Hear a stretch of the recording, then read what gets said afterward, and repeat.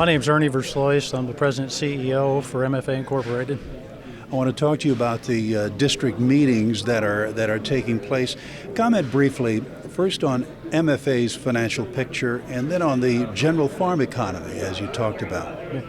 Well, the last several years, the years of 2010 to 2014, many people in agriculture call those the golden years of agriculture.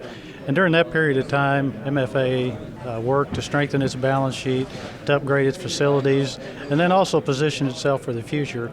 We knew that in 2012 or 2013, we were at or near the high point of the ag economy, so we wanted to be positioned for times that we're entering right now. And as far as the farm economy, the row crop producer, the values for bean and corns right now, given the supply of grains is fairly low. In a lot of operations, it may push them being able to have positive cash flow this year and maybe a few years into the future. You talked about talent within MFA. Comment on that briefly and how important that is to MFA. Well, MFA is probably not any different than a lot of businesses. People don't do business with MFA Incorporated, they do business with people. So we've got to have a talented workforce. A workforce that's not only talented, but also knowledgeable of the ag industry. Employees we already have, there's in-house training programs, professional training that we can send them to. But we also know that there's an aging workforce, just like there is an aging producers out there.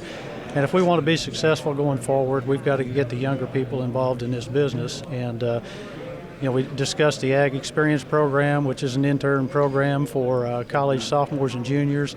We want to access that talent when they're still in college because there is a lot of competition for those individuals.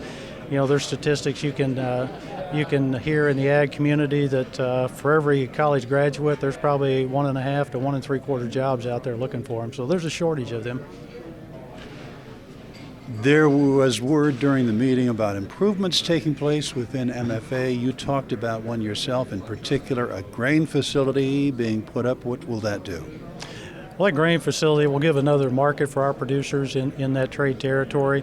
MFA, we handle a significant amount of grain. The vast majority of that is on truck. This facility will be built with a rail loop around it, capable of handling 110 rail cars at a time. So it gives another market a faster way to move grain through the system.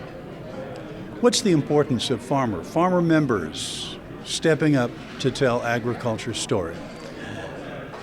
Well, there's a lot of talk going on in the ag industry. Social media has picked up, and really there's too much information on social media right now. A lot of what's out there is probably not totally true. But as a producer group, we've got to make sure that we're there telling our message, telling them about the sustainability practices we have, the stewardship we do. We've got to make sure that the proper word is getting out. And, you can hire people to do that, but who better to do it than those individuals that are out actually farming the land or raising the animals? Finally, what is the take-home message you think should be from this meeting? Well, today, in my presentation, I talk about some of the negatives that are in the economy, especially the agronomy side. But the takeaway, I think, ought to be that it's tough for our producers, it's going to be tougher for us, but we have a lot of product and service offerings out there that help those individuals become more efficient and hopefully help them become more profitable during these tough times. Reporting for Brownfield Television, I'm Tom Stever.